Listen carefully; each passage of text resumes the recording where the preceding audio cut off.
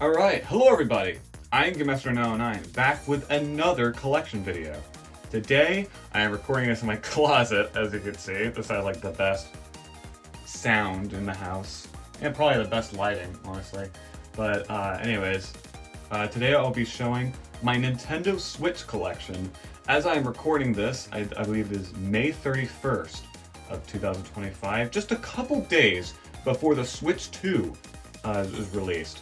So to celebrate that, to get myself hyped up, I decided I'm going to go back through my entire Nintendo Switch 1 collection one last time. Starting with 1-2 Switch. By the way, I'll be going through these in alphabetical order. And starting, with 1-2 Switch, one of the launch titles for the Nintendo Switch. This game is god-awful.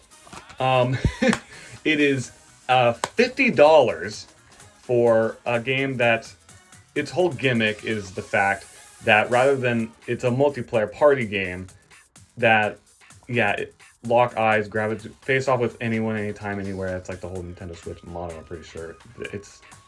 They're doing something similar with Nintendo Switch 2, apparently. Yeah, lock eyes, grab the Joy-Con, go wild. The whole gimmick is that rather than two players looking at a screen, they face each other using audio cues and like having the screen consist of like scoreboards and stuff like that, and other kind of stuff to assist you with gameplay. And it doesn't really work in my opinion. It's not executed very well. So the game consists of 28 mini games, most of which are under a minute, and have about as much depth as a WarioWare micro game. Where, a lot of these consist of stuff like sword fight, wizard battle, milk a cow, quick draw. Most of these consist of just shaking the Joy-Con at different times. Some of these aren't even games. Like, I think one of the mini games is like, is just shake a champagne bottle.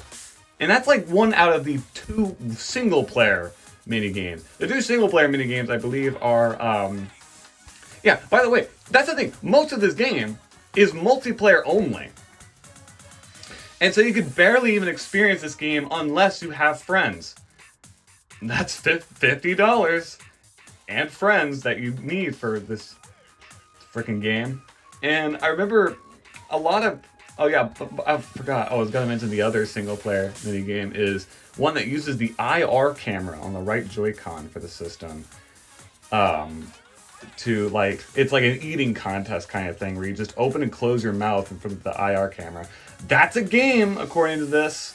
You can experience the entire thing in under an hour. And because of the lack of depth that I said earlier, they're barely replayable. So there's not really much reason to play this game outside of like the first hour you spend playing it with friends. And that was the case for me. After the first week of this game, when this game came out back in March of 2017, I never played it again. Aside from me having to play it again to record footage for this video. That's 8 years! It is 8 years between my 2 times of playing this game. That tells you everything you need to know about 1-2 Switch. And I know a lot of people that were arguing about how like this would have made it for a good pack-in title for the Nintendo Switch because of it being a tech demo like Wii Sports. This would have made for an awful pack-in title. Like I said, most of the game is 2-player only and can't even be played in handheld mode. So you can't even use all the features of the Nintendo Switch if this game were included. And like, because if you don't have friends or want to have like do tabletop mode or TV mode, you're screwed. You won't have a game. It's like it's honestly less insulting to have no game than to have 1-2 freaking Switch. I'm sorry, I do not recommend this game to anyone, especially since because of the IR camera minigame, you can't even play all of it on the Switch too. It's my God. This is the best I could describe this before I move on to the next game is a waste of $50. Just a waste. I don't think there's any redeeming qualities about the game aside from... No, not even the live action cutscenes. I was about to say maybe they have some charm, but they're just stupid. I'm sorry. Ugh. Let me relieve my anger with Animal Crossing New Horizons. Now, this came out back in March of 2020, like the perfect time, you know. Like this, you know, cozy game that you're supposed to spend hundreds of hours playing because it works in real time. So it's when you're supposed to constantly revisit to experience new events and stuff that correlate with different times of the year. Along with, you know, decorating your island. You know, typical stuff for... Whoops. Not the camera there. Typical stuff for an Animal Crossing game. Now, I did not buy this game at launch. I bought it a couple months later while searching for another game that was sold out at Walmart. And I was thinking, hey, I've heard a lot of people talk about this game. May as well pick it up and give it a shot. I did really enjoy it. Now, my only previous experience with Animal Crossing before this was, funnily enough, the GameCube game. The original Animal Crossing. So it was kind of interesting, you know, leaping from that to this while not playing any of the games in between, like Wild World, City Folk, and New Leaf. So that was interesting, but I did really enjoy my time with it. I forget how many hours I spent on this game. Definitely not more than like most other people. I didn't play this one too often, but I did have fun with it. But yeah, I'm trying to think what else there is to really say about it. For me, at least. I don't know. It's fun. I mainly played it like when I first got it, but I didn't really revisit that much. Just, I don't know. I'm not the biggest fan of these simulation games. Aside from like Tomodachi Life, but that's different. And I'm pretty excited for that game's sequel. But for Animal Crossing New Horizons, if you're into these kinds of games and you have a lot of free time, that might be my issue, is that I might just not have time for games like this. You know, ones that you're supposed to spend a lot of time with, because it's a very slow-paced game. And I understand that not everyone's into that, but there are some that are. And to those, I say more power to you. And yeah, to those that know that they like slower-paced games and want games to just like escape to and chill out, then this one's definitely a good pickup. I do know there's a lot of those kinds of games on Nintendo Switch. Keep in mind, I think, isn't this like the second best-selling game on the system? So that would make sense that there were a lot of games. There were a lot of games that tried cashing in on this game's success.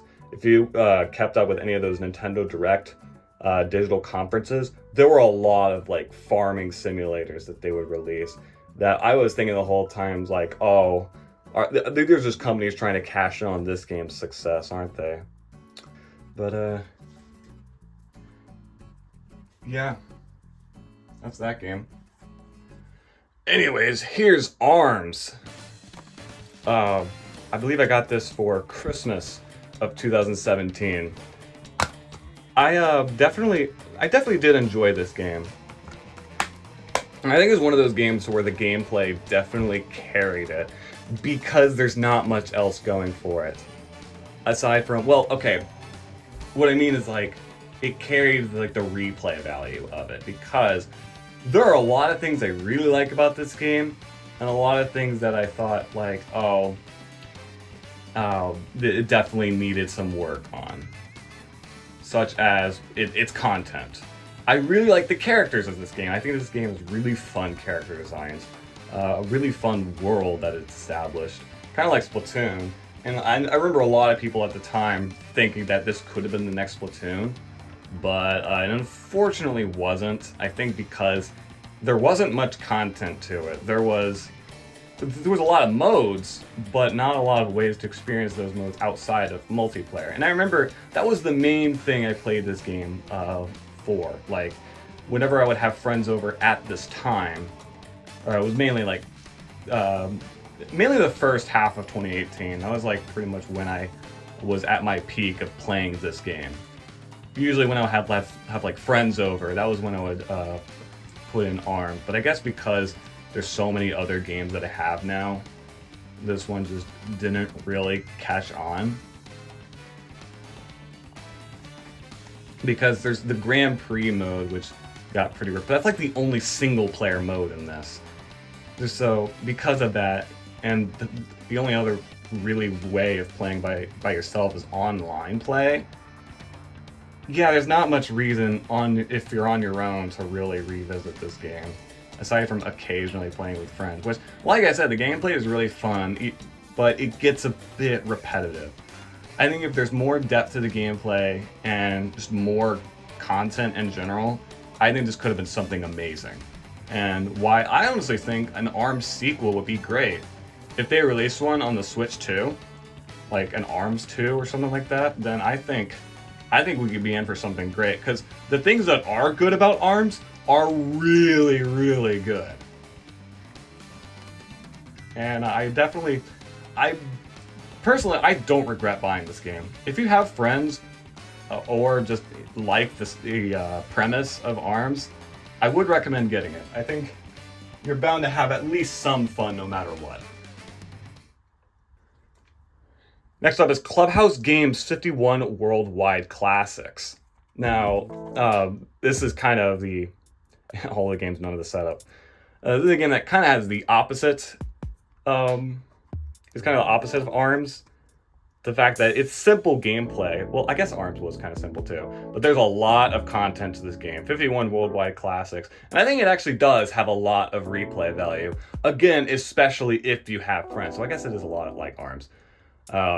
Even then, there's still some single player games in here that are a lot of fun. And I do like how Nintendo is continuing to support the game with the Switch too, giving it stuff like Game Share, which I think will definitely help.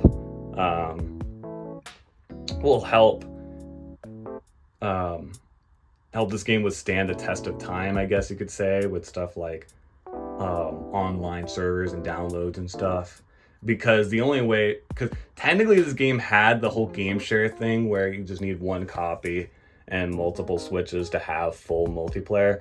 They did it before with the Guest Pass, but it was kind of difficult to do that on the go because you needed to actually download a special software for it. So the fact that it's now going to have it baked into the system, I think is going to help this game out a lot, especially since I own it. If I have other friends with Switches, this is honestly something I could see us having a grand old time with. Because how this game is, I really enjoy this game. Even if, it's probably going to take a while to learn all the games. I still don't know how to play chess. I'm sorry. Make fun of me all you want. And the limitations in multiplayer is definitely the biggest issue here. Like, I'm pretty sure you can't play 4-player bowling. Like, what? But as it is, it's a really fun game. And I would honestly recommend it to people. If you're into, traditional board games and such. And there's even some other stuff in here that I do really enjoy.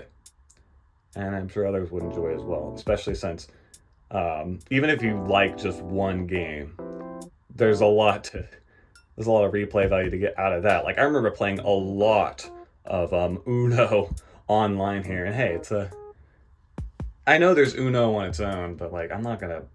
It's from Ubisoft. Pretty sure I gotta sign up for like the Ubisoft Club to play online on that or something.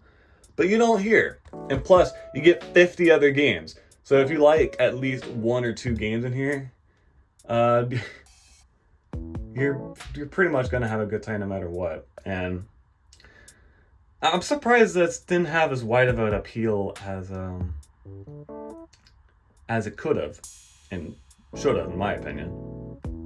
But yeah, I do really enjoy it, and I would recommend picking it up, especially with the Switch 2, because I believe it's going to get a free patch on Switch 2. I think just for Game Share.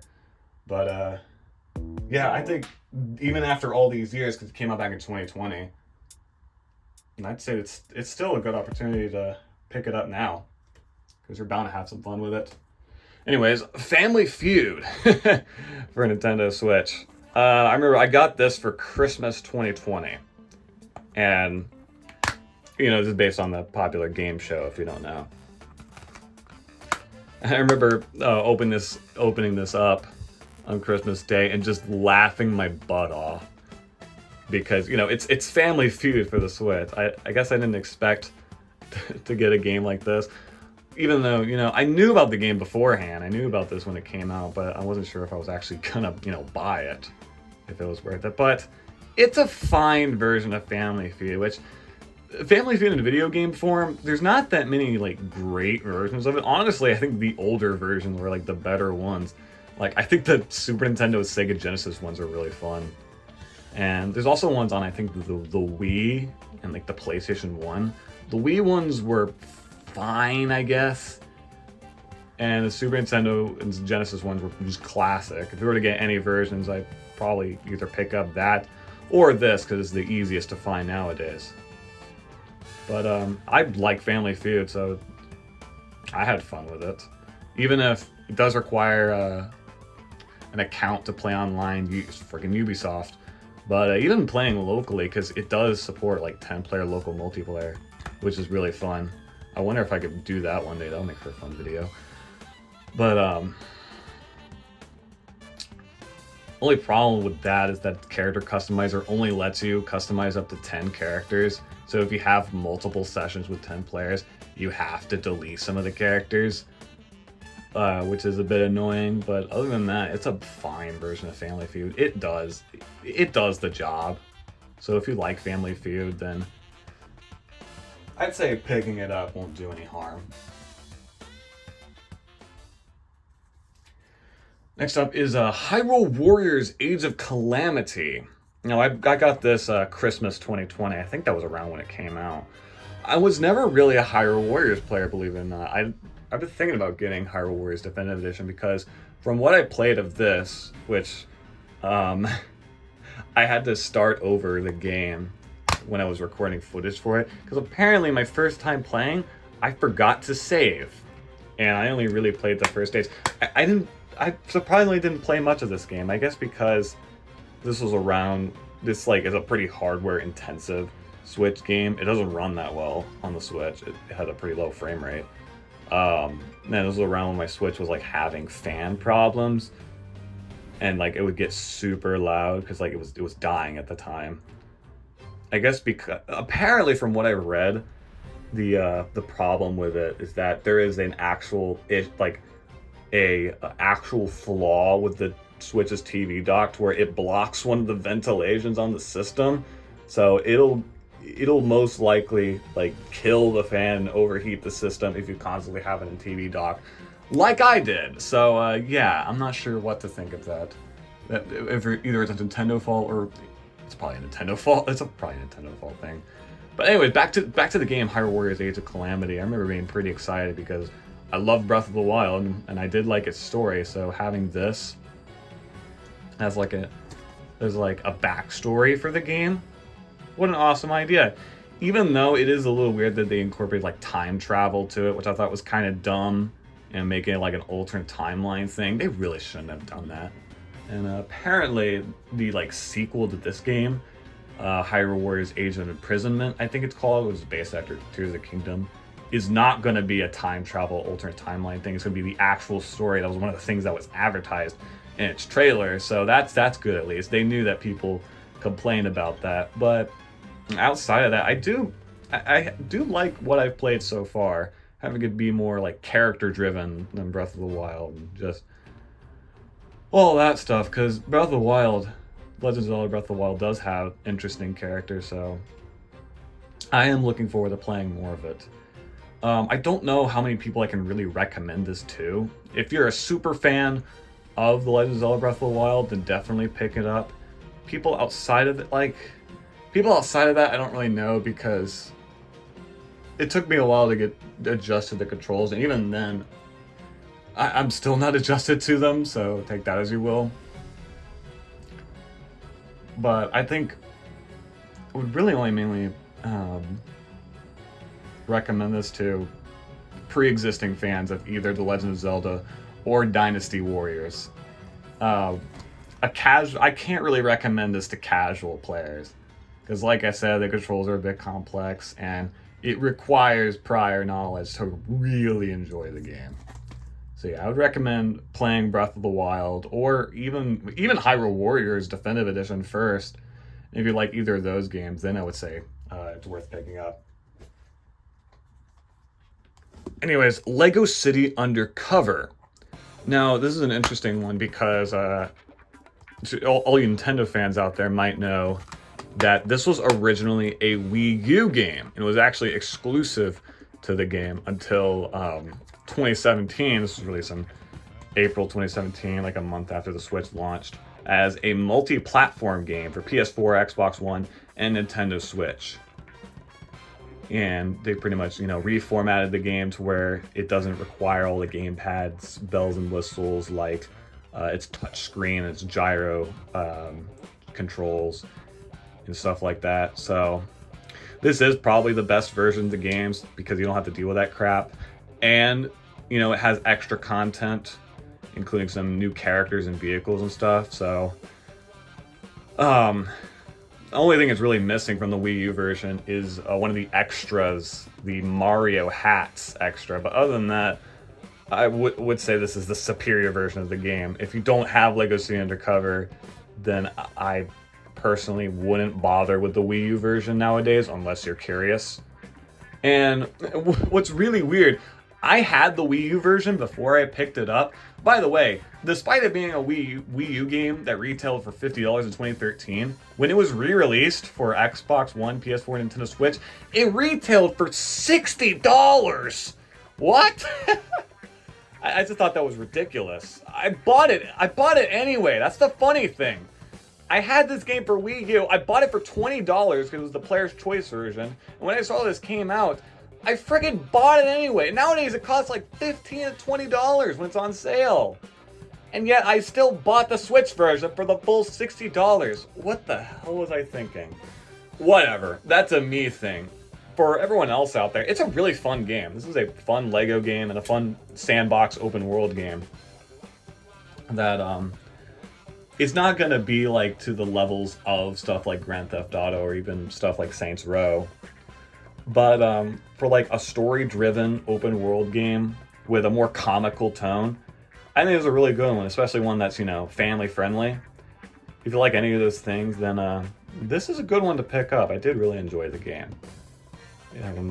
It's got fun characters, fun dialogue, fun humor. It's just a fun game overall. And it even has a co-op. That's another thing they added to the multi-platform version because the Wii U version was single player. Even if it does feel a little shoehorned in because this game was clearly not made with co-op in mind, so them just inserting it into the game is a little odd. I don't think it really works that well. But in fact, I don't know, honestly. I just know that from playing the game by myself. Maybe they did make it work because I have never actually played co-op in this game. Because what, you think I have friends that want to play Lego City Undercover? But maybe one day I'll play it in multiplayer to see my judgment. But that's just what I see from the game. That it probably wouldn't work that well in multiplayer. Maybe it does, but yeah, if you like the Lego games or more open world games, or you just want a family-friendly alternative to Grand Theft Auto, really, anyone really, I would recommend this game to. It is a really fun game that I think will appeal to a lot of people. I think it is a worthy pickup, especially if it is on sale pretty often, so you can get it for a pretty good deal. So I'd say it is worth grabbing no matter what, in my opinion. Anyways, Lego DC Supervillains. This is another one I'd say is actually worth picking up for anyone. It's just a really, really solid Lego game. That maybe it's just me talking, being a DC fan, and this has the most expansive DC superhero roster, which is funny because it's a villain-centered game, which I think was a really cool idea. After the 3 Lego Batman games and it kind of straying farther and farther from Batman just being DC focused, I was thinking in the back of my mind that they should just have it like, just call it Lego DC if they're gonna focus on stuff outside of Batman. And they did.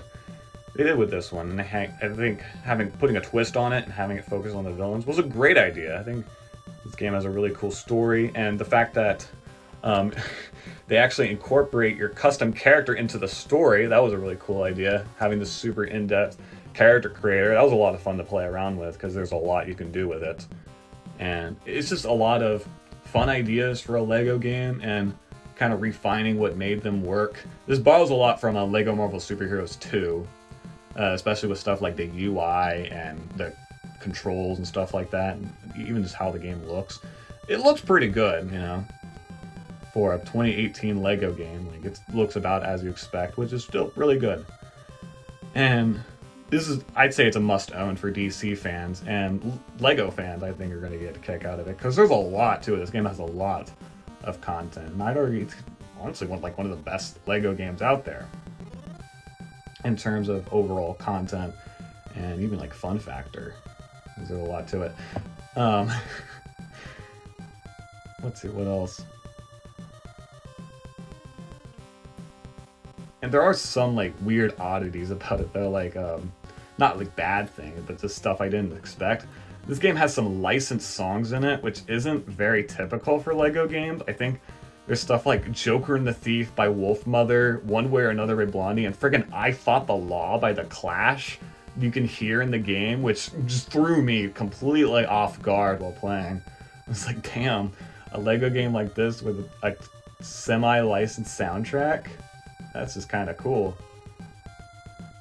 That's something that stood out to me. Along with its voice cast, because they actually did, unlike the previous Lego DC games, they actually got Mark Hamill to voice the Joker, which is awesome. And they got a lot of like recognizable voice actors.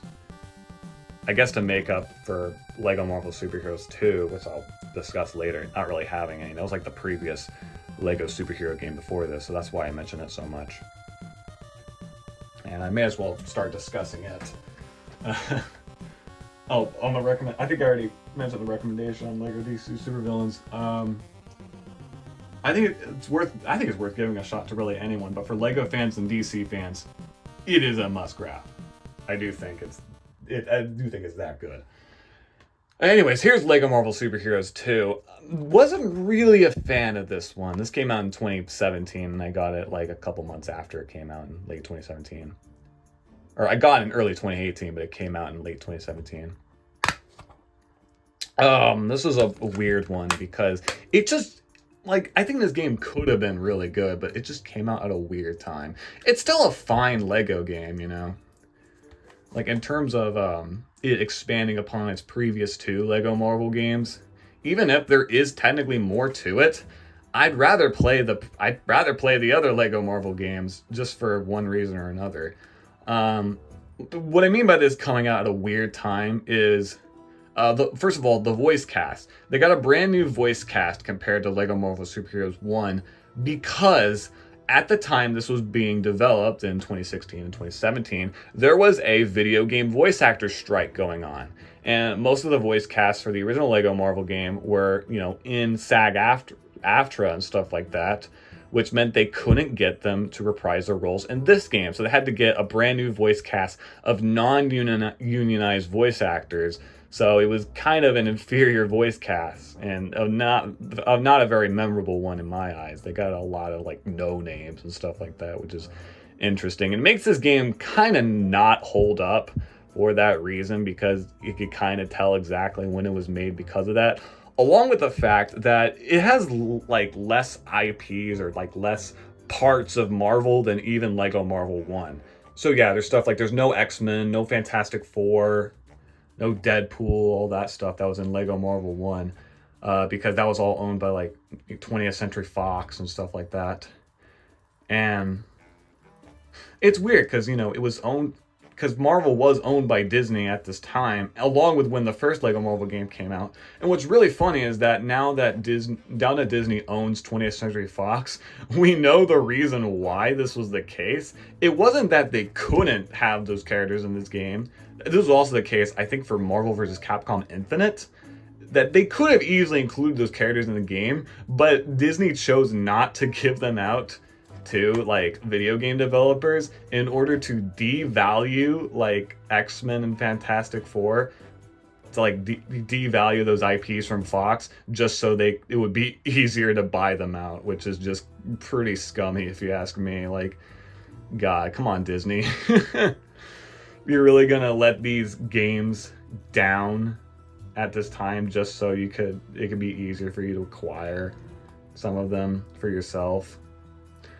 Whatever, man. That's another thing, is like this clear. That's what I meant by this kind of a product of its time, and why, even though it's still a really fun game, I still would pick it up if you're like a completionist. If you're just a Marvel fan in general, I'd still say it's a fun game, but I would recommend Lego Marvel Superheroes and even Lego Marvel Avengers, which had a similar issue, but it's not really an issue in that because it's not supposed to cover all of Marvel.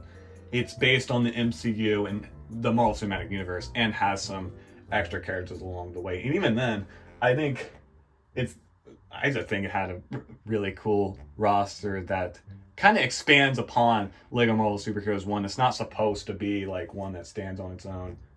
I don't think, at least. Anyways, I'm getting off track. Lego The Incredibles.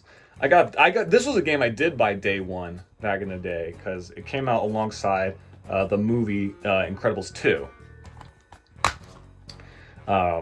Back in June of 2018. I remember being super excited for this game because I'm a fan of The Incredibles, you know. I've always been. And this is a game I've always wanted, actually. Like back when I was kind of going through an Incredibles phase in like somewhere around 2014, because I've told this story plenty of times before. But I found a Let's Play of The Incredibles video game that was released alongside the first movie back in 2004 for PS2, Xbox, and GameCube. That kind of made me like really get back into this movie like in full force. Like I said, the first movie, and I was thinking, like, what if they made a Lego game of The Incredibles? That would be so cool. And they did. You know, they made one. It was kind of my dream come true. And I don't like this game because it like the. I wonder if it has to do with the movie's production, because if you don't know, Incredibles 2, it was originally supposed to come out in 2019. However, because of Toy Story 4 taking like longer than expected to like be written and produced, pretty much it took longer to make than they expected. Disney decided to swap the release dates of Toy Story 4 and The Incredibles 2, you know, both from Pixar. Which means that The Incredibles 2 lost a year of production. I wonder if that affected the development of this game, because the game feels really rushed, because there's not much to it. Only 12 levels, which, I mean, to be fair, it's based after 2 movies, so I kind of expect that. But they could have included, like, maybe some bonus levels, because this game is so short and so easy. Like, no joke, I 100% of this entire game in a week. Like, literally, the week after I got the game, I was already 100% done with the game. There's just not much to it. Like, you know, there's actually not a lot of characters. There is a lot of characters, actually. There's, like, around 100 characters. And, you know, a little open world, which has some, what's called crime waves, stuff to do after the main story is done, where you get to, like, do little side missions in the open world to take down some villains and stuff. And like, I don't think that's enough though, because the levels are really easy. It's weird how much easier this is compared to the other Lego games with the puzzles and just the overworld not having as much stuff to do. So that's really easy to be. I don't know, man. I don't know what happened. It's even weirder is that it actually takes some, like, they actually changed some things, especially with the first movie, to work within, like, the limitations of Lego games and how you need at least 2 people in every level. Like, I remember one of the levels where Mr. Incredible, like, infiltrates the villain of the first film, Syndrome's base, they pretty much resurrect a dead character just to give you co-op. That threw me off so much. But yeah, all I could say is I was really disappointed in this game. And I don't know, it's a tricky recommendation because I don't know if Incredibles fans will actually like this game because of like how little there is to it. And I mean, of course, to Lego game completion is, you know, you would have to own this game. That's kind of where I lie under this. But I'd say you probably need to put in a little more research into it before buying it. If you like what you see about the game, like from online and stuff like that, then maybe it's worth buying. But if you don't like all that I said, plus they barely got any of the original cast from the movie for the game. I think Jason Lee is in it, but that's it. Jason Lee is the voice of Syndrome, the first movie's villain, by the way. Anyways, Luigi's Mansion 3. I remember getting this Christmas 2019, which I think, because I remember this came out like on Halloween 2019, which I think was a really cool release timing for this. And before this, similar to Animal Crossing, my only real experience with Luigi's Mansion series was the GameCube game. And I will say, I really like this game. This is honestly a pretty good... I haven't experienced the multiplayer, by the way, just the single player. And the single player is pretty good. Because, yeah, it's a fun exploration game. The game looks great. This is like one of the best looking games on the Nintendo Switch. I am amazed that they made this game look as good as it does. Like, holy crap. And if you like the other two Luigi's Mansion games, then yeah, this is a must-own. It's really easy to get into, I think. And yeah, if you like puzzle-based exploration games, then it's definitely a must-get. I would argue this is like a must-own for the Nintendo Switch. I think it's among one of the best. Yeah, for Luigi's Mansion, imagine that. Especially since, I don't remember Dark Moon being all that great. Or from what I've heard about it, at least. And I liked the original Luigi's Mansion. I think that is like a must-own for the GameCube. So, yeah, I was kind of surprised with how much I would like this game. Like, I don't know. I guess I didn't expect much from Luigi's Mansion 3 before buying it, but I didn't play that much of it, I will admit, before like recording this and recording the footage for it. Like, I did play it before once, but I didn't really have time to get back into it. But upon recording footage for this video, I kind of want to play more of it, because I did honestly get back into it. Like, this is a game that I think is easy to get into. And I did really enjoy it. I had my time with it, and I do want to finish it. So yeah, that lets you know that this might be like a good recommendation to pick up for just about anyone. And like I said, a must-own for Luigi's Mansion fans. Like, I think you're gonna love it. And to all else out there, I think you're gonna have at least some fun with it. It is honestly a really, really fun game.